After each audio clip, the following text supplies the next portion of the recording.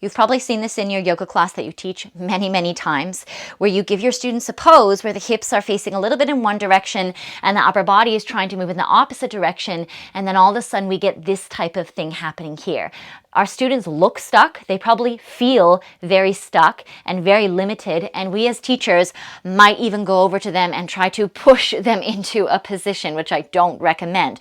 Or we'll try to cue them verbally and say, twist your upper body or open your ribs or reach up high. But this is all they got. They haven't got the stack. They've got this position. Now, it's not so much the stack that matters, but it's more so their comfort. It is not comfortable for them to hold here in this position. You can see that it looks awkward and they're struggling. So I'm going to give you one tip that you can utilize not only in poses such as triangle, but any type of position where you're getting your students to engage with a stacking of the shoulders when the hips are moving in one direction and then the torso is moving in the opposite direction. And this is really going to support them in their ability to access this type of position with a lot more ease. So when we look at something like an upright position, such as a triangle, a lot of times, again, when we see this, we're telling the students to twist the upper body back more, but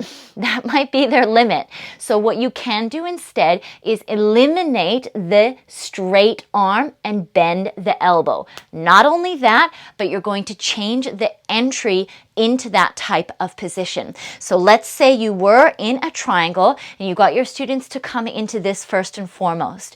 Then you're going to get them to turn the torso down and then slowly peel and lead with the elbow. And give them the option to not straighten the arm at all. For a lot of students, there's a lot of extra weight to carry, and as soon as the arm straightens, the shoulder comes forward. So the better option is to just keep the elbow bent because it is less weight to carry, particularly if the body is working against gravity in some way.